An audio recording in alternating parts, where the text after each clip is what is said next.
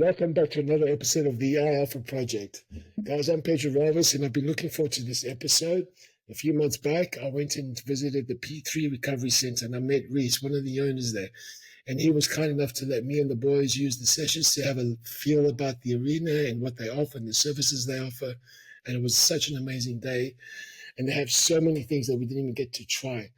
So I actually asked Rhys and James to meet up with us today, tell us a bit about themselves, why they picked a recovery center as a business opportunity, what were their aim and their creed for their business and their mission statement, but also a little bit of background about the two of them, what their history is, and the benefits that their center offers the community. Guys, welcome. Cheers, brother. Good to be Happy here. to be here. Thank you so much, man. I know you guys are super busy. It's been a long time waiting to do this. So, Rhys, I'll start with you first, mate. Tell us a little bit about yourself and your background. Yeah. So James and I are actually both fitters and turners by trade. So before having a recovery center, I don't know, never really done anything like this, let alone like a business sense. But in like the wellness side as well. But before that, I played rugby league since I was 6 years old. I think I stopped playing when I was maybe 25, something like that, 24, 25. So the best part of almost 20 years playing rugby league, my body was pretty beat up. Jeez. Yeah. I've still got a lot of injuries from playing rugby league. I suffer with I've definitely 100% got like CTE, my memory's shock. Bro, yeah. So I think for me, like growing up in a small country town, James and I are from the same town in central Queensland. Small country town, it's like a big party drink culture there. There was no recovery or anything like that after footy games. Like we just go to the pub, you get plastered, then you go back to work on Monday. You know what I mean? There's protein in beer, bro. There's protein in beer. That's it. So for me, like, once I stopped being involved in like that party scene, I had a bit of a health kick around sort of 2020 time, somewhere around there, 2021. And that's when I kind of started getting into things like sauna, baths. I remember I started training jiu-jitsu and I fractured my ankle and I couldn't train. I couldn't really do gym. I couldn't do jiu-jitsu. But I was going to Good Life Gym at the time and they had a sauna. So my first exposure to anything like recovery based was going into the sauna. And so because I couldn't train, I just made a game out of how long I could stay in the sauna. I started off with like 10 minutes. And then after about a month, I was doing 60 minutes straight in the sauna. Okay. Which hindsight is probably not like the best thing to do, but at the time I had nothing else to do. I wasn't working. I was injured. So I was just like, I'm going to make a game out of doing something and it's going to be sitting in the sauna. I remember one day I went and did an hour straight, had a cold shower, and then went and did another hour straight. Jeez, how did you pull up after that? Was the body just like, I'm done, I'm not playing anymore? I felt fine, and I think it was probably because I wasn't training. I had nothing else to do. I was like fucking depressed because I couldn't train. I wasn't doing anything, you know what I mean? So I kind of felt accomplished that I'd actually got something done. So the endorphins kick in and carry you through. Yeah. So, and it was during winter at the time. They had an outdoor pool, so I like went to the sauna, had a shower, jumped in the cold pool outside. I just did the contrast therapy, not even knowing that it was like contrast therapy. You know what I mean? So, that was kind of my first foot in the door of anything sort of recovery based. And then James and I have done a lot of FIFO work, a lot of project work, a lot of work away from home. And I always said to my missus, like, once we settle down and have a family, we'll come home. So we did that, had our first baby, and then got a job at home, fucking hated it. So, and I've always wanted to own my own business. I'm a bit of a black sheep in the sense that I don't take orders very well. I don't like having a boss or someone telling me what to do. My initial reaction is always to do the opposite, always to rebel. And I think that has something to do with being a middle child or whatever. So I've always wanted to sort of own or have my own business, something where I can control everything by myself. So around that time, James and I have been talking about finding somewhere, and I had this idea in my mind to open a recovery center. I initially thought to go and open something of my own. But then because I was looking around Brisbane and I didn't really find any sort of recovery center that I liked or anything that appealed to me.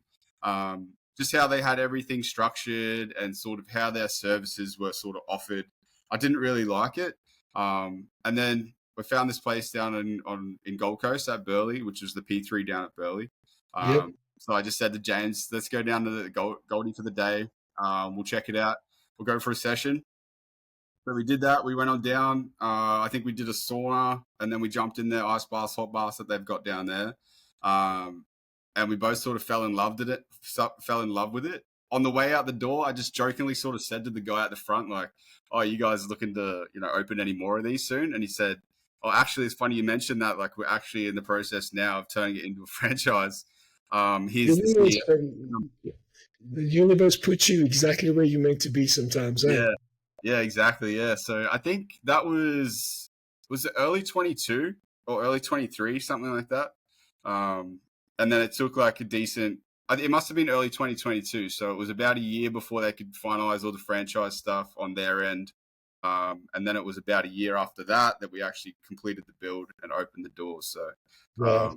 yeah, we decided to run with them. We just love, I think the model of P3 is really good, how they're very community based. I think that's what really kind of got us over the line. James and I are very kind of high energy, always got something on the go type people. And when we drove home from the Gold Coast that day, like James has definitely got ADHD. I don't think I have it personally, my own unbiased opinion, but we never usually shut up, especially when we're with each other. We're always constantly talking. And that drive home from Gold Coast, there was just fucking silence.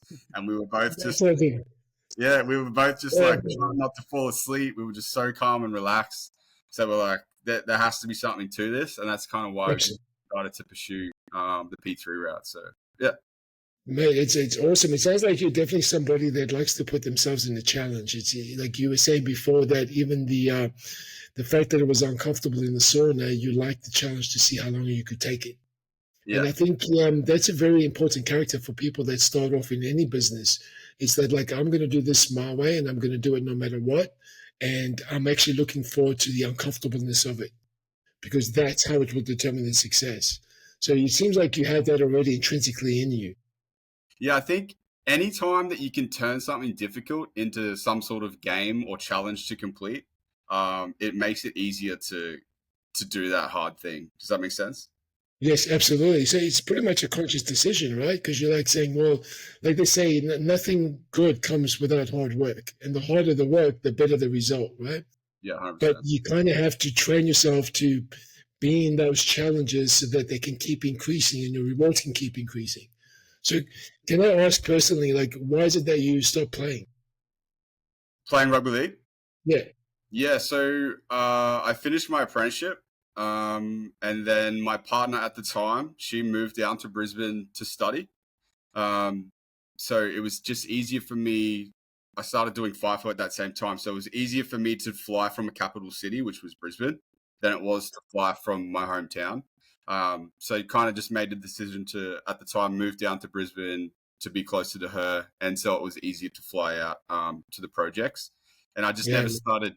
Once my very first proper FIFO job was 4 weeks on, 1 week off. So it was like, there's no way you could commit to a footy team to play with them for the whole season when you're only home once every sort of 4 or 5 weeks. Exactly. Yeah, but so that's why with you and your partner as well, like doing that amount of time and away from each other, it takes a lot of effort from both of you to make something like that work, credit to you too there, man. So you guys stuck it out and now you've got P3 along with James. Yeah. So it's funny because when I started the FIFO job, I sort of left my old partner and got my new partner, which is James. So we actually sort of met. We sort of met on that job. Yeah, she's meant to share you and kicked it off from there. So it was a blessing in disguise, you know what I mean? Not gay, but I like it. Yeah. Keep the HDHD boys, because most HDHD people also say they're not HDHD, but yet we are. Gets it. So the moment it demands is like, yeah, bro, you just like pretty much diagnosed yourself fully. Tell us about you, James. To be fair, mate, honestly, pretty much the same story as Rhys, man. So both from a pretty small little town. Grew up doing a very similar sort of thing, playing footy. I played for about 3 or 4 years for Seagulls and Tannum. And then kind of just as we got older, I kind of gave up the whole footy scene for being selfish and training at the gym. So I fell in love with gym when I was about 17, 18. And then from then I just stopped everything else, stopped all sports and just trained the whole time. You just fell in love with the weights? Yeah, I just love the weights, man. That's probably a little bit of selfish aspect. I liked getting a bit jacked, juicy. So fell in love with that. I'll zip through a lot of it, but essentially, Rhys and I on that 4-on-1 job, that 4 weeks on 1 week off job, that's where Rhys and I kind of made friends. So same town, had spoken little bits and pieces, but not really hit it off. And then it was our first or second day over in WA, and I walked past the mess, which is barbecue at the time. I had no friends there, and I walked past Rhys, who was eating barbecue by himself, and I was like, I saw a message to make sure he's okay, welfare checks. Said g'day, and then said, "Hey man, do you want to get a bite to eat and do gym?" And then that was like 2016 ish, and pretty much from then on it was a 4 week swing together. Every single night we'd go to gym together, eat food together, and then rinse and repeat 4 weeks straight. And then made friends outside of work as well. And just from then it was a pretty heavy cycle. So just straight through there, and the next 3 years of just torment over in WA on FIFO, and yeah, it was good, man. So it kind of fell in love with that aspect. Rhys and I hit it off from there and then moved forward. And I suppose the whole P3 aspect, my first actual time in an ice bath, I've been in saunas before when I was younger, but my first time in an actual ice bath was with Rhys at P3 in Burleigh. I'm a bit of a skeptic for a lot of things. I'm a bit of a hard ass. I'm like, kind of like, whatever, it's not going to work. And then, as Rhys said before, went there, met the guys there and said g'day, and went in and did the recovery whole session and did a half-hour sauna into the pools. And it's cool in the pools when it's hard because you bond in the trauma, if you will. It's very difficult to do. And because both of us together, we just kind of pushed through that difficult time and then got out of the pools. And I was like in the car, I was like, fuck, that was good. It was very good. And pretty much from then, we're like, all right, this is what we're going to do. This is the next aspect of life. We're going to do a business. We're going to do recovery. So that was it, man. As Rhys said, the whole community-based environment for P3 is a big seller for us because Rhys and I absolutely fucking love a chat, as you probably can tell. So Yeah, absolutely. Side of it is huge, man. So we just go in, and I'm only at the shop twice a week or once a week sometimes, but I fucking love it because I just walk in and I can talk everyone's ear off for hours. So it's great. It's fantastic. Mate, and that's probably why they're all avoiding you at the barbecue, bro. What was that? That's probably why they're all avoiding you at the barbecue. Yeah, exactly. Yeah, makes sense. I don't blame them either. So. Yeah, like I love hearing stories like this, man. For me, I'm a little bit of a spiritual type of dude with energies and stuff. So I like hearing how your lives have actually developed. But little did you guys know you were from the same town. You took jobs without knowing, and then you kind of met up. And that's why I believe there's always a purpose for our future. And as long as we stay aligned to our own discovery of ourselves, it will guide us to the right people to create the right things. And the one thing I've loved hearing from both of you is that, as you are aware, I mean, recovery centers in the last 12 months have just been popping up everywhere. It's been like this new niche market. And most people that have actually jumped into these services tend to looking at the bottom line and looking at the budget. It's a good opportunity to create business, jump on the new trend, and make some dollars. What I've heard from both of you is that you both went and experienced it for yourselves. And the first thing is the drive home. You felt amazing, James. This desire to share that with the community, I think, is the big stand difference between P3 recovery and most other recovery centers, generally speaking. I mean, there's a lot of good ones out there, but like you boys, I'm a big believer in community. And I think that no matter how hard we train and no matter what we do with our recovery and how much we push ourselves, unless we find a community to do it with, we can actually overcome our limitations so much easier, if that makes sense. My first time in an ice bath, I absolutely loved it, loved the challenge, and I can do them by myself, but when I've got my son with me, it literally doubles the experience. We tend to push each other supportively, we challenge each other, and we get each other over that mental block that we have, but then the high seems to be so much better when you've got that camaraderie ship around you. Yes, as James said before, there's 100% like a trauma bond almost. If you do something difficult together, it really helps mesh people. That's why I love P3 so much as the community side. Is we can fit like a whole footy team in our pools, as you've kind of seen. I don't think you'll find anywhere else that can really accommodate for that sort of thing, because as a person that's played footy for a long time, doing something difficult like that, like the preseason training is a good example. Preseason training, you go and get absolutely pumped together. You're like absolutely ratchet. The coaches push you to the limits. But at the end of it, you're like, fuck yeah, we all got that done. We got it done together.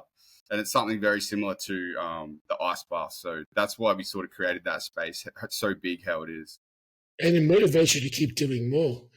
The group of men that I took there, a lot of them hadn't experienced any sort of recovery. Most of them may have used the sauna a little bit, but definitely no one's jumped in the ice bath.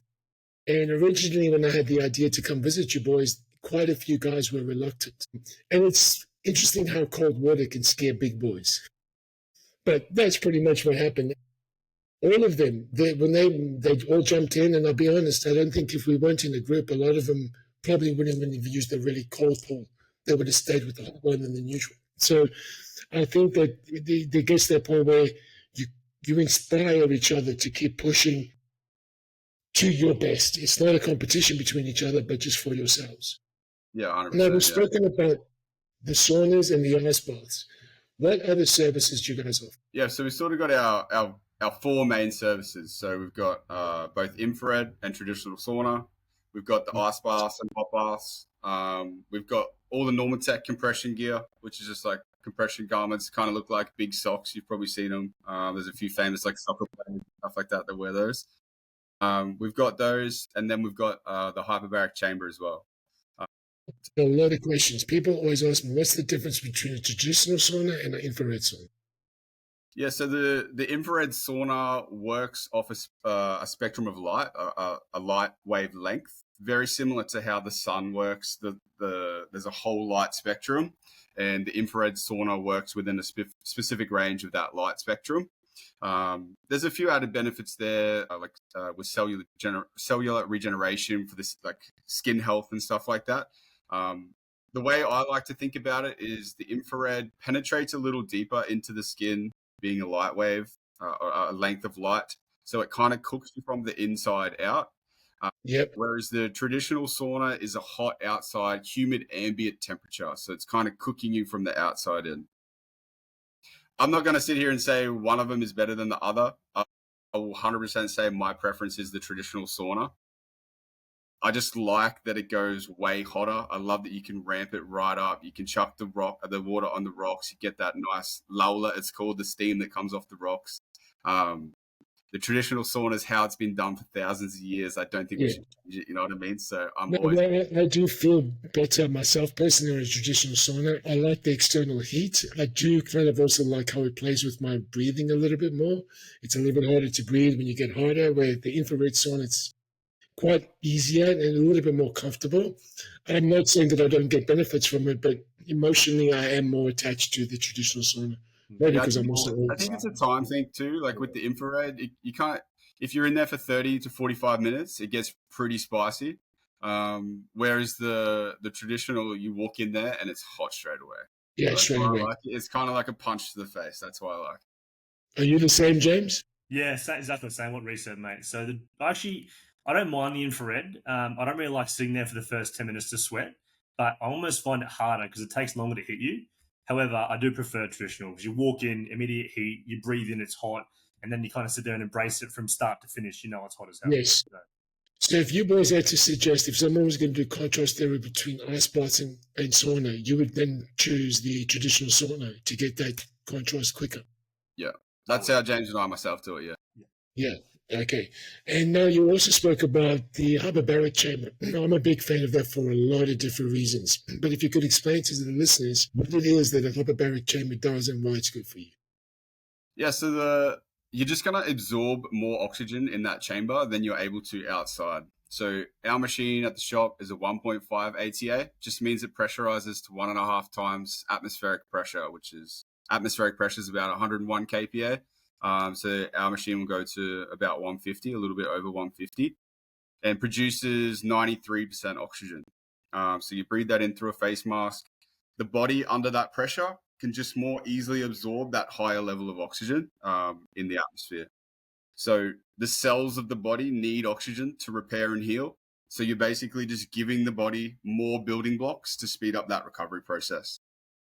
So we have the hyperbaric chamber is like it would probably be our best tool that we have there, but it's our most underutilized. And I think it's just because like people are kind of, I don't know if they're scared of it or it's just lack of knowledge around it. Would you also be sometimes I've had, because I've also read that there's a lot of performance benefits for Yeah, hyperbaric chambers. absolutely. The more oxygen in the blood, the longer your endurance levels are, the more blood in the muscle, the better your performance. And even especially with cycling, it was a few years ago where that was actually illegal. Yeah, Where blood you doping. weren't Yeah, able to do hyperbaric chambers because of the performance levels it has. So sometimes I wonder if it's the negative stigma it had once achieved that people tend to be more resistant to it. But myself, with some of my patients, I've got patients that have cerebral palsy, polio, and a lot of them get many benefits from using the hyperbaric chambers. In fact, they're the ones who've educated me more on it for their daily performance because they're so limited. But it makes a big difference to their overall well-being as well as their immune system, which is interesting. immune system is massive. So people with we have a lot of people that come through with like autoimmune diseases, and obviously autoimmune, your immune system is completely shot. So we have such a wide range of people that come to use the hyperbaric chamber. We've got a young guy that comes who's got autism. His mum tells us that like his symptoms are he can talk, he can, he's reading labels on things in the fridge.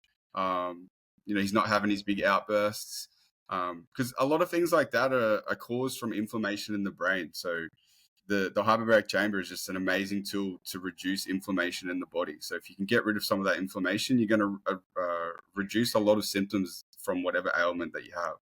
And having more oxygen in the body is less stressful for the body. Yeah, exactly. Yeah. So no matter what you do, and the compressions, I've used them before. I've used them on my legs, especially post training, and I was surprised. I don't like pressure cuffs. I don't like the feeling of being restricted. But I was surprised how addictive because I didn't even realize it goes through a timer. So like your ankles then compress, then your knees, then your lower quad, upper quad, and then it does like almost like a compression massage. Yeah, I was just about to say, I like to think of it like a massage, the same as a masseuse would do. It would work up and down the leg. That's what the compression does as well. And I noticed for me it improved recovery tremendously. So James, like I'm assuming you'd obviously still be training. How has using these type of services helped you with your experience in training? To be completely honest, man, the unfortunate part of having the business of P3 is that when we're at the business, we're not there for leisure, unfortunately. So So you don't get to use it. yeah, I try and do one good session a week with Rhys after work on Wednesday. We just try and do like a half hour, 45 session of like saunas to cold to ice bath and rinse and repeat. I try and go every Sunday afternoon after a big leg day and do the compression garments for my legs, just because I really like the feeling of, like you said before, so really good for any metabolic waste, inflammation in your legs. And I love it for that simple fact is I can sit there, switch off a little bit because you're kind of confined, you're stuck there, and then just sit there and watch telly for a little bit with no actual constraints, which is great. So for me, not just the compression garments, but everything else in line with training has been fantastic. Massive help, huge. Just backtracking a little bit because you only get to use it once a week. Once a week, yeah. Well, I And try do compression garments in sauna by myself on a Sunday afternoon when we've closed. But on Wednesday night every week, Rhys and I work together at the shop, and we and you try do and the just, we'll have like a pretty deep and meaningful conversation about the business and their life in the sauna, as you do, bond in as you football, do. and then in the ice bath after. We try and do 3 or 4 rounds if we can. So I won't go into too much now, but we'll get to it later. Essentially, the reason I like the recovery side so much is not even to do with recovery. It is simply for mindset. I think it's phenomenal for mindset. I've never ever walked out of an ice bath being shitty. And I'm not shitty very often, but when I'm shitty, I put an ice bath on and I'm sweet. After it, I'm 100% good to go. Mate, like you hit the nail on the head. I actually wanted to talk about that, but I do want to address something you said because you're using it once a week and you're getting benefits. So that's a common thing I've heard people say. It's like, oh, I just don't have the time to make use of a recovery center. But even once a week, you're going to get an added benefit. Of course, yeah. I mean, if you can go 2 or 3 times, even better. But for us that are constrained with time, like Rhys and I, obviously, as yourself probably as well, we've never got time to do things we want to do for ourselves. And prioritizing a little bit of recovery goes a long way. It goes such a long way for not just mental health, but also recovery side of it. Like train a fair bit. I train almost every day if I can. So that little bit I can do, the hour and a half a week, is more than enough for me to get going. I'd love to do 2 or 3 times. However, once is more than enough, honestly. Yeah, so you're basically saying you don't have the time for your own recovery is really not an excuse if you want to reach those results. Exactly right. Exactly right. So it's like anything in life. It's like anything that you want to do, you always make excuses around it. So it's just prioritize, execute. But this is what I liked about my experience with the ice bath. And going back to that mental aspect, it's no one forces me to do it. I don't want to do it, but the feeling I get once I've challenged myself and doing it, it's euphoric. And that was said to me, and I truly didn't believe it until I had that experience myself. I mean, so it's one of those things we can describe it to people, but until they actually do it for themselves, they won't fully understand. When I took the boys there and I got some feedback from their families, they all had mentioned what a difference they saw in their partners that day because they were calmer, like you said, non reactive. There were little hiccups that happened throughout the day, and one of the boys didn't even react, just handled it and kept moving. It made a huge difference to their mental aspect. And I think that's something that people don't realize that recovery centers is more than just the physical recovery, it's also mental recovery.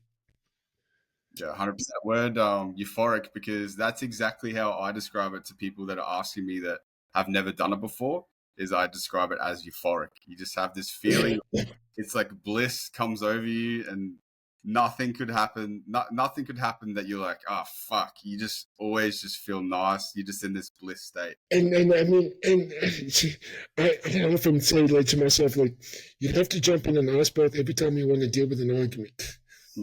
But the reality is, if we could feel like that all day, can you imagine how much better our lives would be with nothing changing, just our attitude? If you could make that into a pill, you'd be a billionaire. Absolutely. But then people be complaining that it doesn't taste nice. Any reason. It doesn't taste nice. So you guys have been open now for a whole year. Yeah. 1 year on the last weekend, yeah? Last weekend.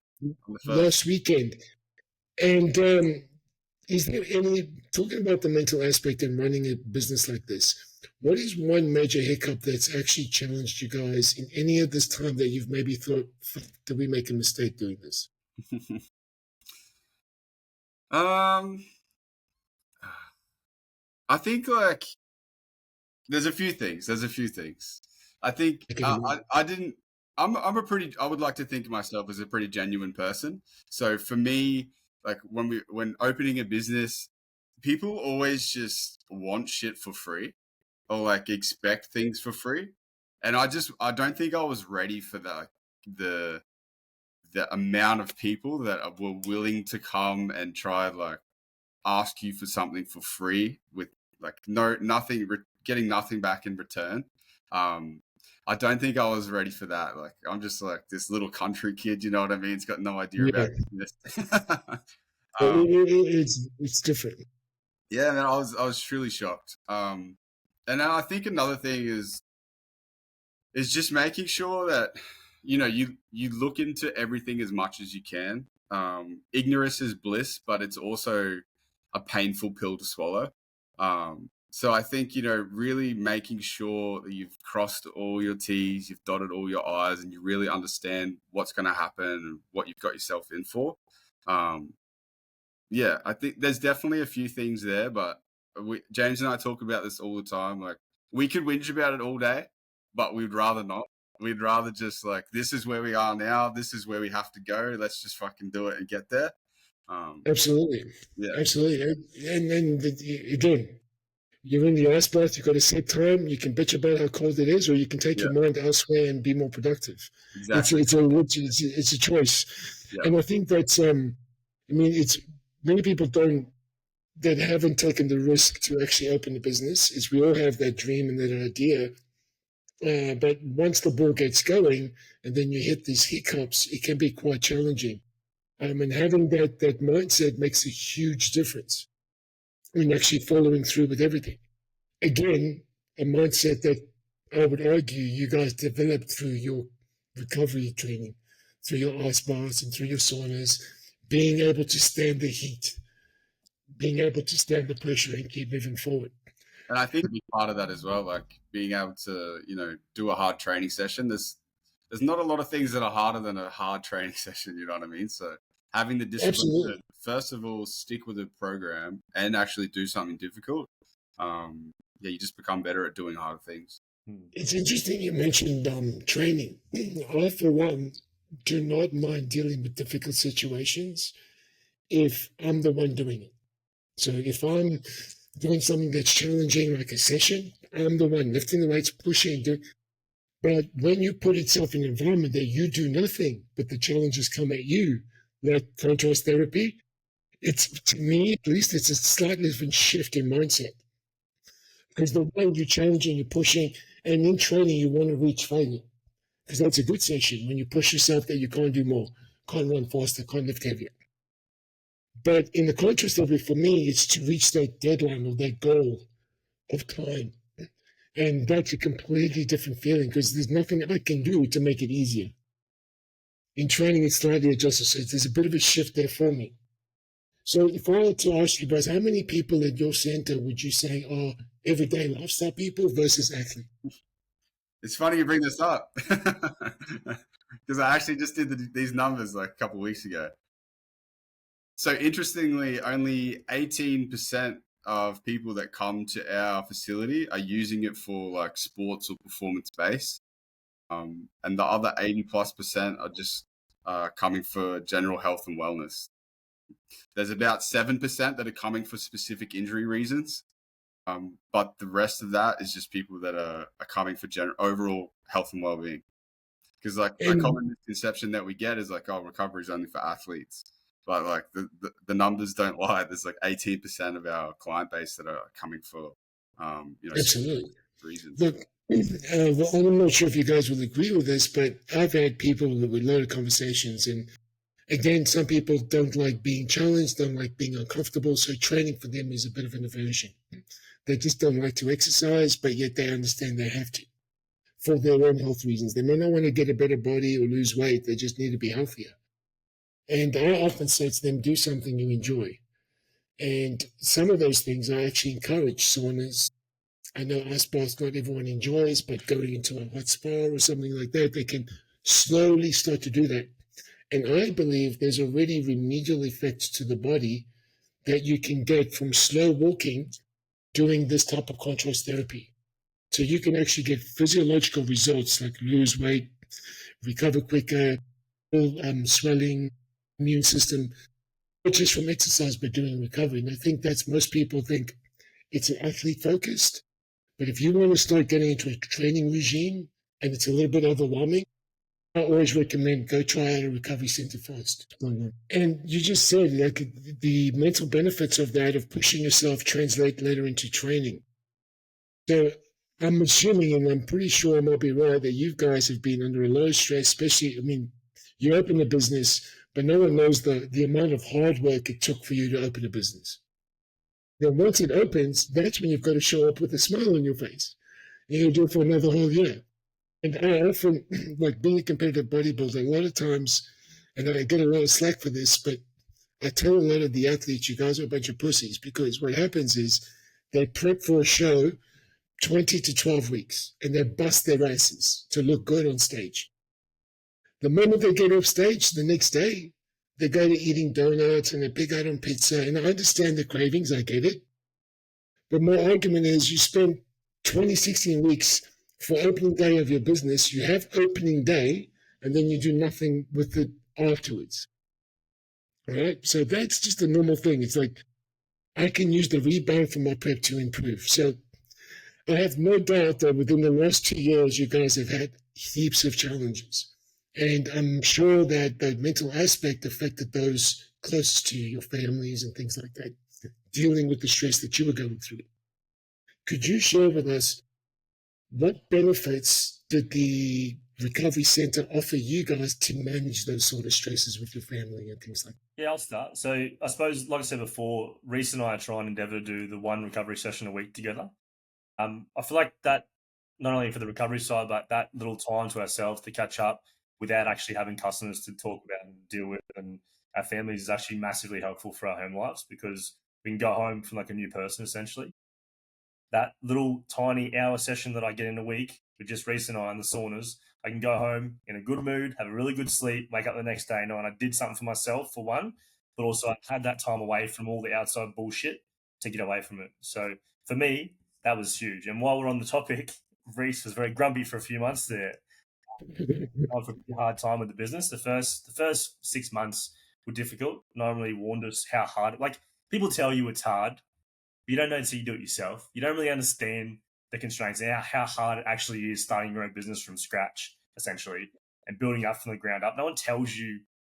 They may warn you, but you don't really know till you do it yourself. And there was a few months there where we didn't argue or fight or anything, but we were grumpy. We were fucking grumpy. So it affected our home lives in terms we go to work, we'd come home shitty, we go to work shitty, and then you got to try and put on a happy face at the business, at home, and some's got to give. Some has to give somewhere. So when we started implementing stuff to ourselves, like catch up for a coffee during the week on a Friday, for example, and then catch up for a session ourselves outside of normal hours, that helped everything outside of that just flow. So even a small little amount, like I said before, the one little recovery session a week has helped us massively. So Man, it's awesome to hear. It's almost like therapy, yeah, alternative yeah, therapy. yeah. I'm a good therapist. You can ask Rhys. I'm a great therapist. So so when you do these baths, you're more yourself and you're actually more connected to what you want to do. And I have to admit, I'm the same. When I first started, I did it for the remedial and physical benefits. But now I go because it's definitely for my mental attitude. I feel euphoric, I feel good. And a lot of people say it's, I would almost argue that it's something I need to do in order to be the best version of myself for those that want to be with me. Like as a dad and as a partner, I'm more myself when I do ice baths. If I go a whole 2 weeks without doing it, I'm still me, but I'm disconnected. I feel agitated. I'm dealing with energies that are mine that I have no control over. All I've got control over is to do the ice bath, do the contrast, and I leave a whole. And the interesting thing, mate, like you said, community based, it's actually become a family habit. We all do it together and we all do it for our own reasons, but we look forward to it. And thank you so much for sharing that with me, man, and taking your time out of your busy day. Fantastic, boys. Thank you so much, man. That was a pleasure. Thanks for having us, mate. Appreciate it.